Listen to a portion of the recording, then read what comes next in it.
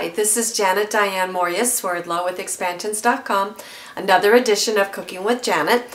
This is April, of course. We are talking about attitudes and aptitudes. And you have a really good attitude if you have good food in your body. And not only that, but when you see what you're going to eat, that lights up that old brain and it develops some happy endorphins, which we want to get going on you. Once you have a good attitude, we want you to actualize your aptitude and have a wonderful month. So with that said, I want to take you over here to my things that I've been working on this morning. Now I've already shown you how to ferment vegetables, but I've got a batch going as long as I started everything up in the kitchen today. I want to just remind you that this is something that you can do any time of the year, but we have a lot of nice veggies coming on.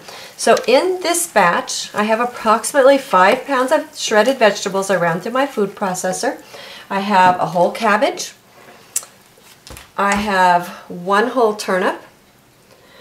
I have 2 heads of broccoli about this big. I have a bunch of asparagus about this big. I have 4 smaller carrots and 1 head of cauliflower in there. And with that, I put in 2 tablespoons of sea salt. Now, when I first put this in, it was about this high in the pot, but the salt helps bring out the juices and everything starts packing down and the air starts going out of it. So I'm just reminding you, I've already done a podcast on this. You can look it up if you want the details. Now I have a bowl that you can purchase. I just got another one actually yesterday for $5 at a local discount store, so they're not expensive. You can get a crock pot or a crock online, but I found those to be very expensive and this works for me. So I'm just going to put all of my, well actually I'm going to show you what I'm going to experiment with just for something fun and something different. I'm always experimenting to see what will happen. So I'm going to just pack in about half of it. And then we're going to kind of take a side trip over here to my last batch of fermented vegetables. This is what they look like. This is them going in. This is what they look like coming out. Now the last batch I actually put some corn in and I showed you how I prepared the dried corn. Here's a piece of it. I didn't do a lot. I was just curious. And in the middle of my batch I put some corn and it turned out really nice. It maintained its color. It's a little drier than what I like, but it's fun for something a little different. So I thought, okay, what can I do with my asparagus? So at first, when I was shredding my asparagus in, I took the little heads and I thought, okay, I'm going to put that in here and see if that's what happens to my corn, what will happen to my asparagus heads. Can I also keep those? But then I thought, okay, let me go a step further. So I chopped up some, or I cleaned it. I washed it as normal and took off the heavy end. And I thought, I'm just going to put some whole spears in here because I'm curious to see if I can ferment the whole spears. And I actually have another recipe that I'm in the process of developing to ferment the whole asparagus spears or other types of vegetables whole versus the shredded. But I haven't had a chance to experiment with that the way that I want to yet. So I thought, okay, if I can do that with my whole corn kernels, maybe this is a way to put these in and ferment. So I'm going to experiment just for fun and I'll tell you how this turns out. So that's going to go in. I'm going to put another layer of vegetables on top.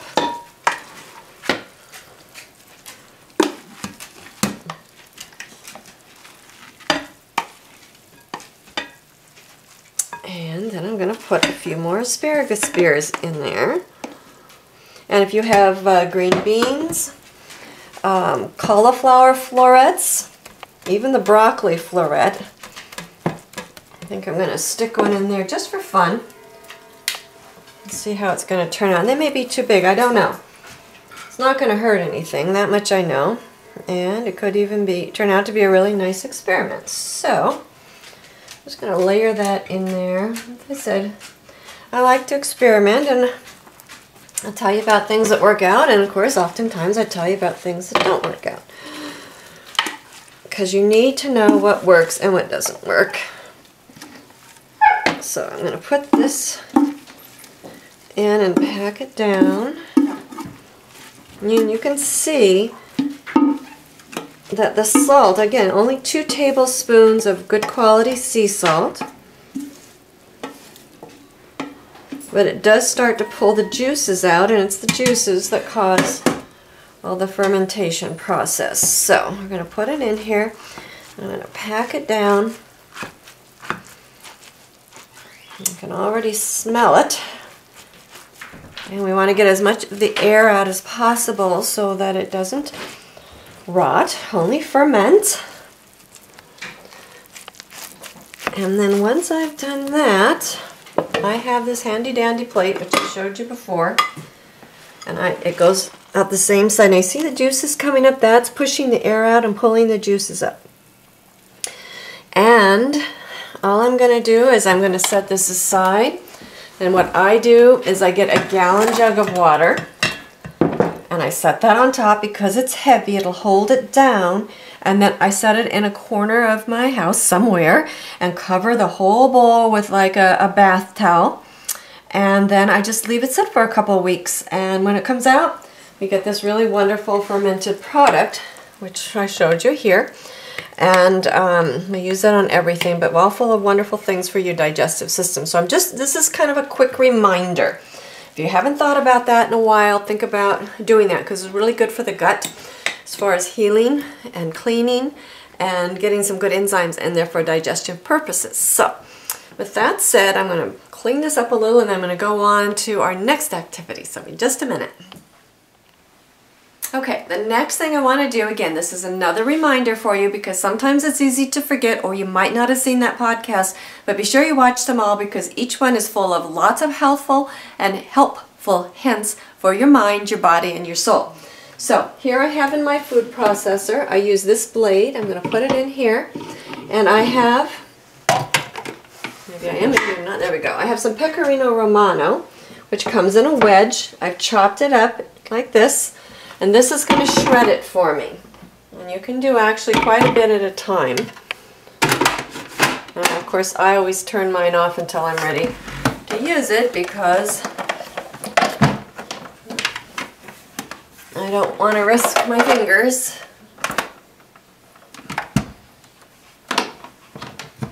Okay, so I'm just going to shred up this cheese.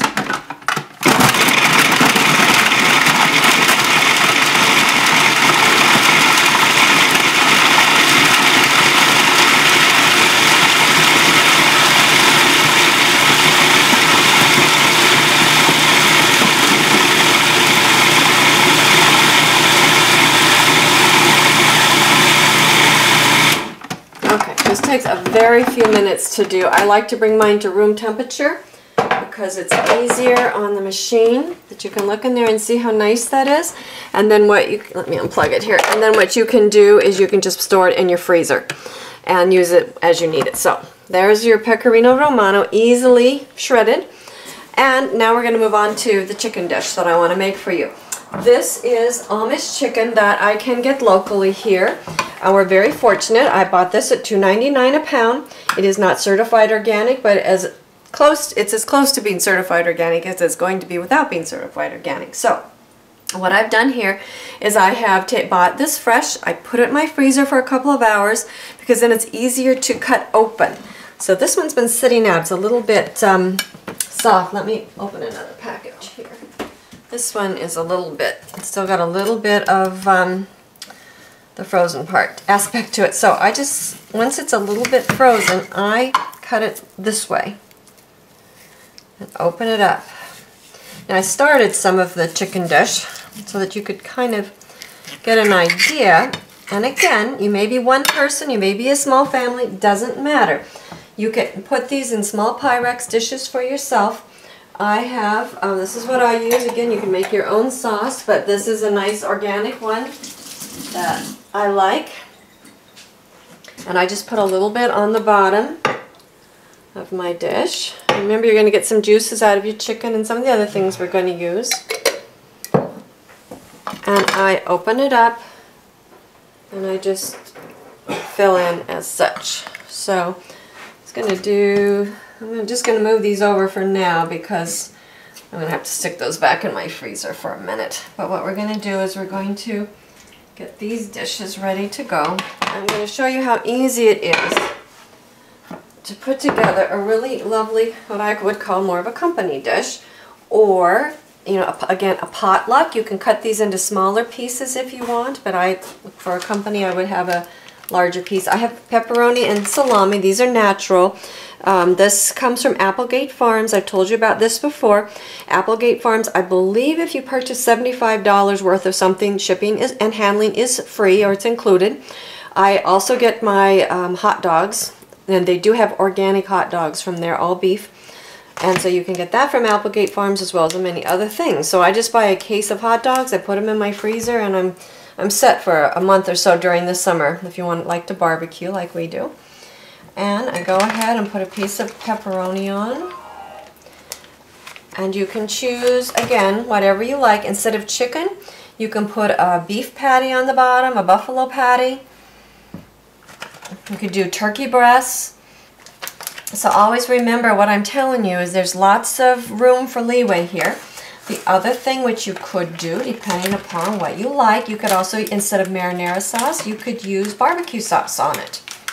But just be sure you watch the ingredient, because a lot of barbecue sauces have a tendency to use a corn syrup in them, and you want to be sure to avoid that, because as we all know, that stops pancreas function, and you don't want to be in that position. So we're going to put a little bit of the salami on. Okay, however you like it on whatever you're doing.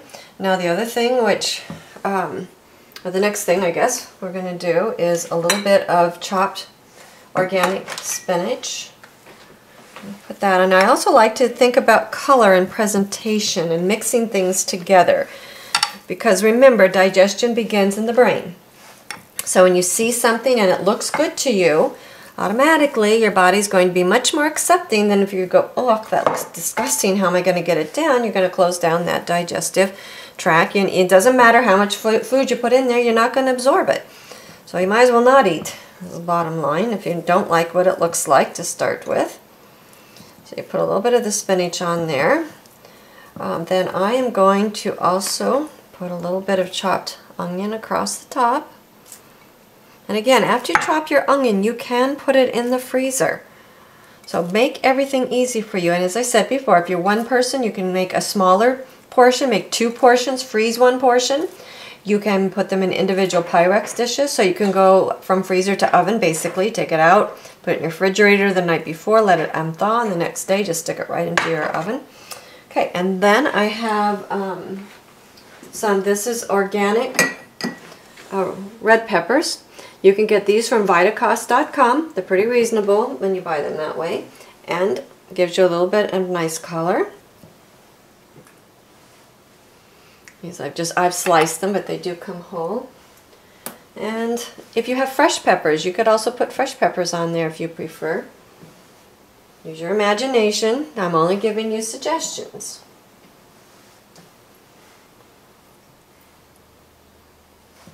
You can also do yellow peppers, which are nice. I like the red to kind of give it a little bit of contrast, make it look interesting, and as I said earlier, appealing to your brain and the part of you that's looking at this dish going, I'd like to try that. So, a little bit of that. And then, let's see, I have it still in the refrigerator, my fresh goat cheese or the Chev. If you have other cheeses that you like, again, you can switch and change, but these are ideas. And I told you before that once I use this, if I don't use it all, the remainder goes right into my freezer, because you cannot always tell with these cheeses if they're fresh, or you know what, I think I'm going to put that under my pepper. I think I'll work better that way. You can't always tell if they go bad. That's the issue. Even 2 or 3 days, you might forget when you actually opened it. And so, if you just put it right into your freezer, then there's no question, next time you take it out, this is fresh, I can use it. The only thing is you do have to take it out a little bit in advance, because it will get hard and then you can't break it apart as easily as I'm doing right here. So let's stick a little under the peppers.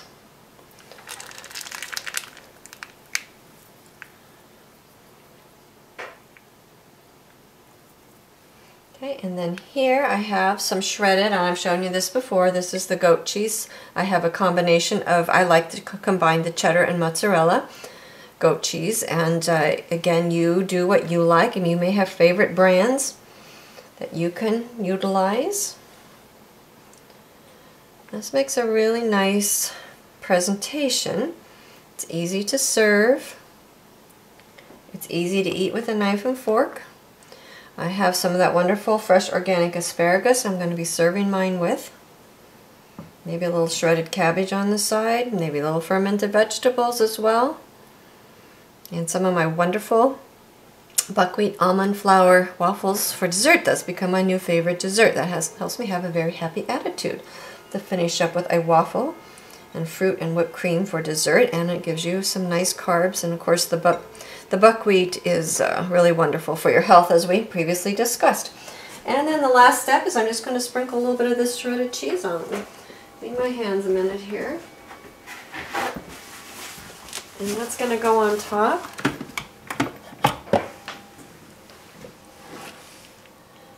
So we've actually got about 4 cheeses, but you don't have to. I mean, don't say, I can't do it because I don't have this, I don't have that. Think in your mind, okay, what do I have that's close? What can I easily get? And as you can see, I use a lot of the same ingredients over and over again, just in different ways, because I don't want to buy an ingredient for one dish and then have it sit in my cupboard. I want to be sure that I'm as economical and efficient as I can with everything that I do in my life and in my cooking. Alrighty, and then you're just going to stick it in the oven at about, you can do it 375, that's about 425. Put it in for about 30 to 45 minutes. Make sure your chicken is done before you serve it. And you have a lovely dish. So I'm going to set that aside because I actually have one more thing I want to show you today. Okay, now we're going to move along to our next chicken dish, which is fun to do. I'm going to show you again.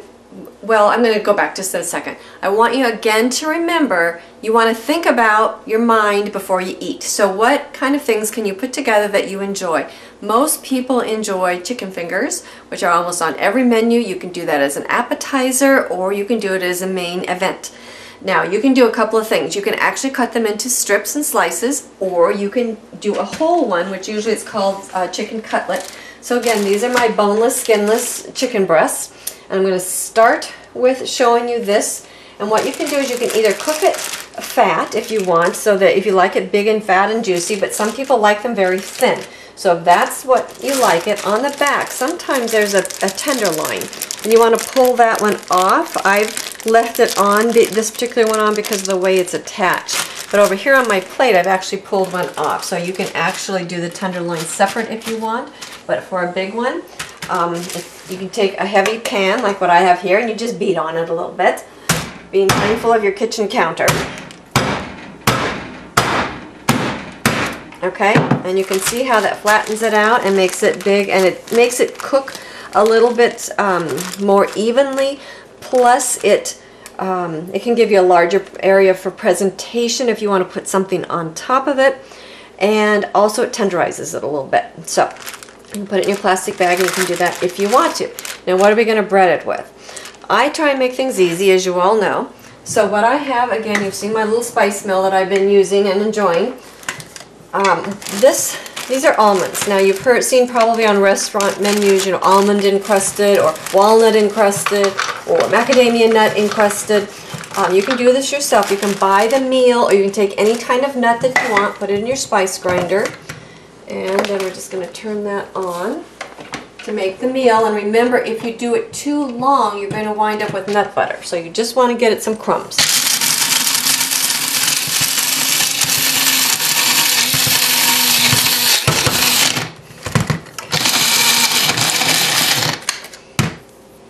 I always unplug. Now, the other thing that you want to keep in mind, then one of the reasons for using this, besides it being interesting, is that it is very low in carbs. So you can use 1/4 cup, which has only approximately 6 carbs, if that's an issue for you and your family. So I'm going to take that out.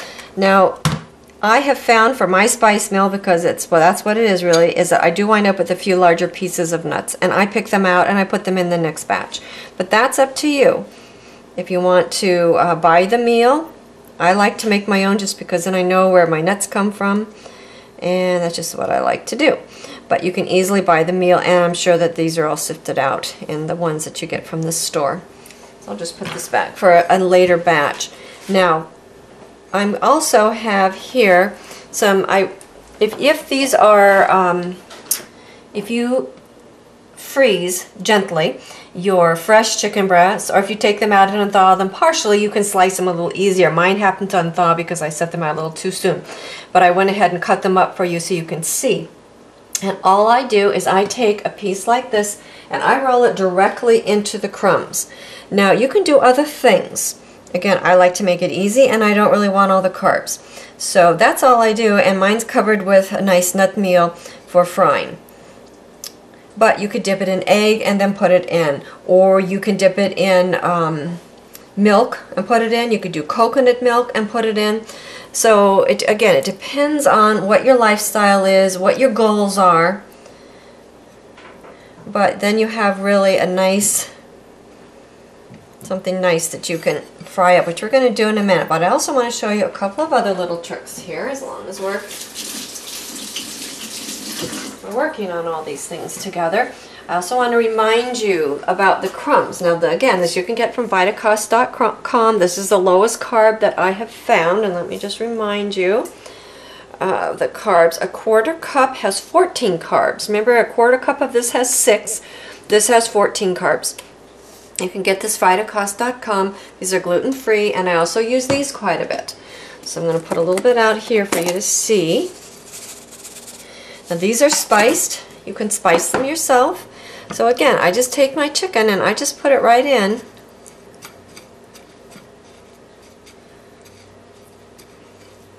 And it's not going to be as thick a crust as if you dip it in eggs or milk. Some people double roll it. You know, if carbs are not an issue for you, that's it, you know, that's something to keep in mind.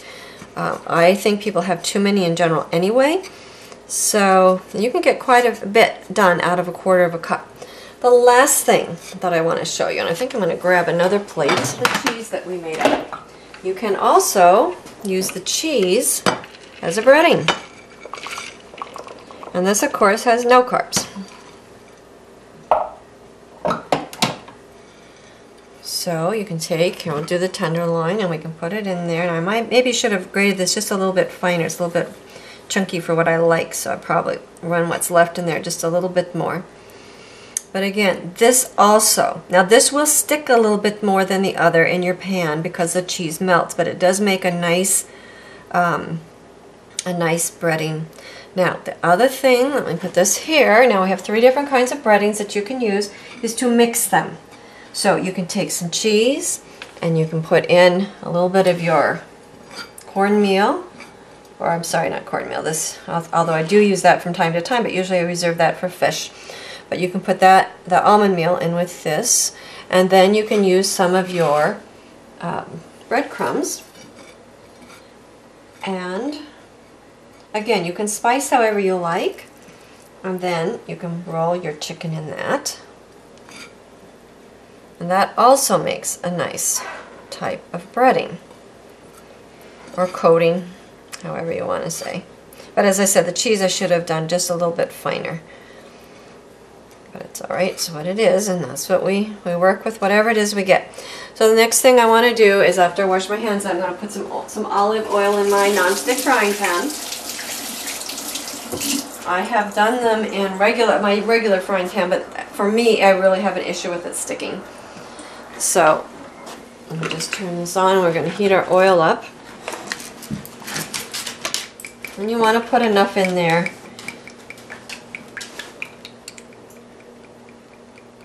so that it's going to soak up some oil, of course, and so it's going to float a little bit on the surface. And frying, as you know, can be messy. That's just the nature of the beast, but it is fun to do that. And once you have your chicken, you can also take your flat piece and put it in whatever you like, but I want to show you some of the little ones here first. And then use some of the sauces. I've shown you how to make the ghost sauce. I've shown you how to make the dill sauce. Those are 2 very standard ones that are easy to have. Put in your refrigerator and dip it in. Keep those on hand because they will keep a long time. You can dip them in barbecue sauce. Again, just your imagination what you want to do with it. But chicken fingers are generally kind of a fun food. You think again as a finger food, they're a nice appetizer. They're also a wonderful main course. I have never had adults over here to eat who have been upset if I serve them chicken fingers. Or you can just do the bigger pieces, and usually, you know, 1 or 2 per adult. It's a little easier to fry because you have, you do more at a time. You get more coverage there. And you also use a few less crumbs if you do it this way versus this way. So it just kind of depends on what your needs are. But it's fun to do. It's easy, and everybody appreciates your efforts when you actually sit down to eat. So you get this a little bit hotter, and then we'll fry those up, and I usually just take a couple paper towels and lay them on a clean plate and move them over. If I'm doing a big batch, I'll take a cookie sheet with a bunch of paper towels on them and move it over there as they're done. You can also go into a deeper pot, but it's really important that you get your oil up as high a heat as you can. If you get up too high, of course, you start a fire, so you have to be real careful when you fry as well. But just be mindful, experiment, and have fun with it, and know that whatever it is the way it's supposed to be, and enjoy. Don't be hard on yourself if what you cook doesn't exactly turn out like what I cook, or it doesn't meet your expectations. It is what it's supposed to be. The important thing is that you have good, healthy food, you enjoy the process, and that is what's going to really nurture your body, and what's really going to nurture your mind and the bodies and minds of your guests. So let's see what we have here. This is just the cheese, and as I said, it's probably the most challenging from what I have experimented with as far as sticking. These are the crumbs, in my opinion. This is the easiest. And here we have, I'm going to roll this one more time, a little bit more in the almond meal. This can also turn out to be a little bit stickier. And then we have our multi chicken fingers with the almond meal, the crumbs, and the cheese. All of it's a little bit fun, all of it's nutritious, all of it's going to accomplish your goals. You could do this with turkey as well, or any kind of fowl.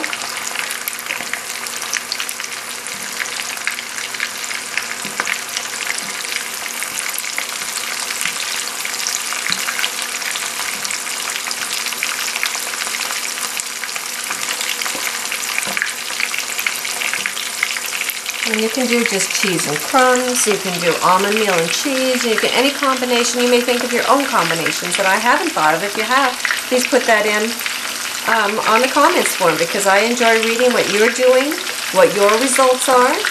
That's what we do. We pool our information, we learn from each other. Makes life a lot more enjoyable and fun. No one person has all the answers. It takes all of us together.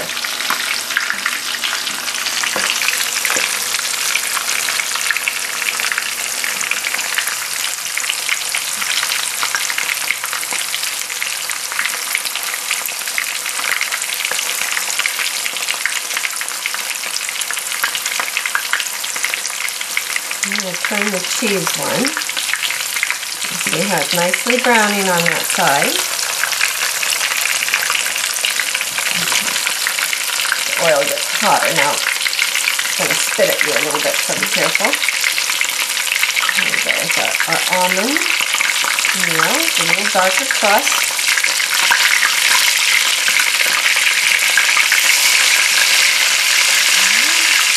Flour, gluten-free, breadcrumbs, and here's our mixture. That's what we put in.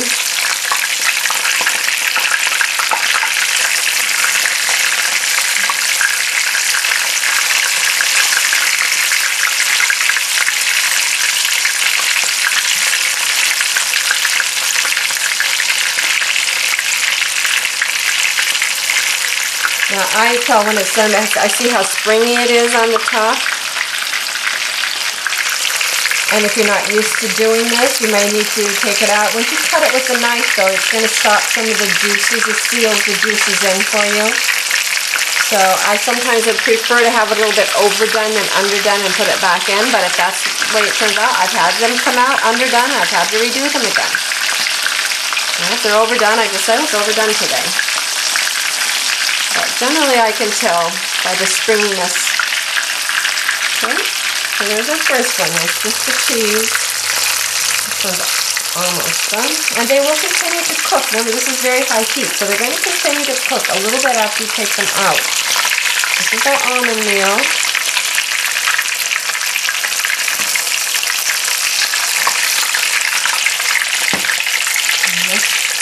This is getting done too. This is our, just a little bit more. This is the breadcrumbs, gluten-free, and this is our mix. They're all coming along really nicely.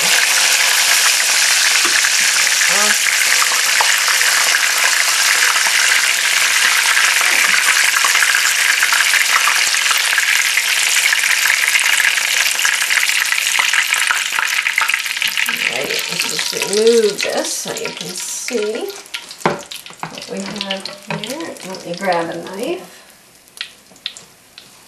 And here's our cheese one. Let's see how it looks inside. Ah, perfect. Okay, so it's nice and juicy. It's just cheese on the outside. It's fun. It's something different. The almond one, same thing. It's really nice. So you can have, it gives you an idea. All right. So anyway, you've got lots of things to think about. This is April. I hope you're posting on my blog April's Aptitudes and April's Attitudes, because we are self-exploring this month to find out what our attitudes are, what our aptitudes are, and how we can bring everything into full expression. So it's been a good month. I've got lots of good answers going on in there, and again, we learn from each other. One person does not have all the answers. We can't. Not one person can have all the answers ever. The God mind is too big, the oversoul is too big, and the amount of soul, personality, energy that we can express in and through the physical structure, well, we are learning to increase that, but we're not there yet. We are in process. So I want to thank you very much for joining me. I look forward to seeing many of you at the upcoming April seminar, Death, Disease, Detox, and Determination. I look forward to seeing you on our Russian trip. I hope many of you are reading about that. That's coming up in October. Stewart will be in South Africa in June, and he looks forward to seeing you there. And if you don't have a membership, you are truly missing out. So please get those memberships ASAP. Help support expansions.com so that we can continue to help support you.